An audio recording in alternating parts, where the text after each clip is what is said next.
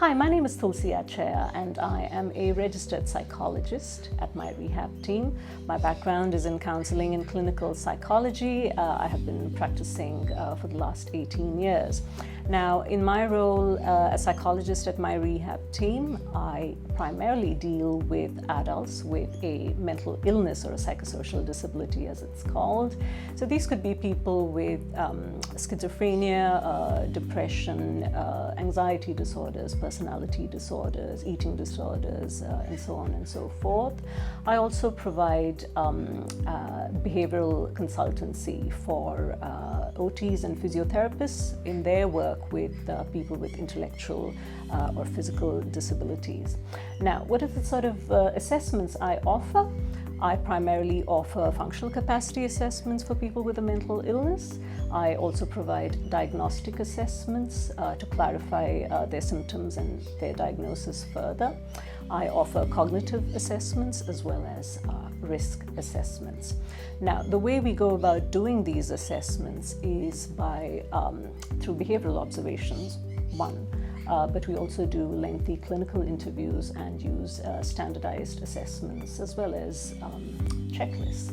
And finally, when we write up that report, we comment on the person's symptoms and how that is affecting their daily functioning, and make recommendations for what could best help in terms of supporting them and improving their quality of life. Hi, my name's Liam and I'm an occupational therapist with my rehab team, and I'm here with Tiff, one of our other occupational therapists. Similar to Tulsi, us as OTs, we often get referrals for people with disabilities, so those under the NDIS scheme. And through the NDIS scheme, we can actually complete what's called functional capacity assessments. And through those, we observe their function, but how it's actually impacted by their disability. These functional capacity assessments actually help us to identify what supports, what therapies through the NDIS scheme can be beneficial, and how they can actually help them with their quality of life, their safety, their independence, how they can maybe participate in their day-to-day activities or perform better in those. And through that, we see how the disability is actually affecting their function specifically. That's right. So at my rehab team, we work with people with a range of different disabilities, and primarily we work with people with neurological conditions as well. So a lot of common clients that we see could be people with acquired brain injury, multiple sclerosis, Parkinson's, etc. Yep. And as OTs, we use both observations and standardized assessment to assess a person's function, so including their self-care ability and self-management ability. Yep.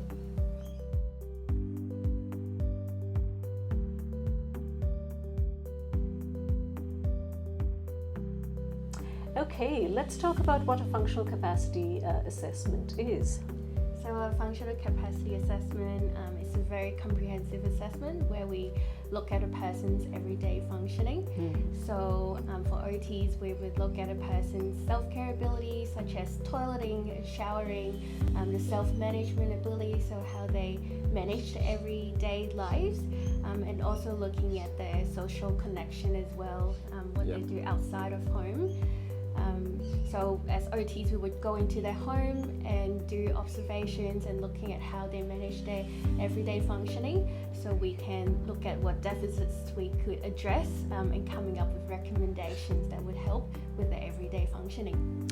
So in terms of what psychologists do when it comes to functional capacity assessments, we do exactly this, right? So we focus on the same 6 domains of functioning, but we get to it from the point of view of the symptoms of their mental illness and the severity of it and how that affects their daily functioning in these areas.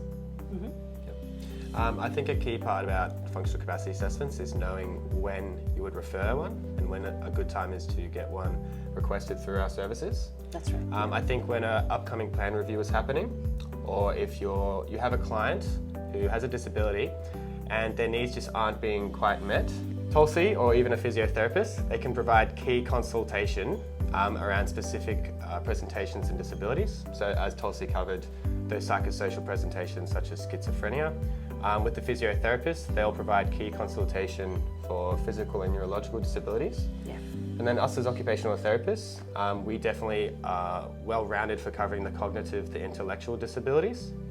I think as well, if there's change of circumstances that you have with one of your clients, it's great to get a review that can actually inform and help advocate for those needs.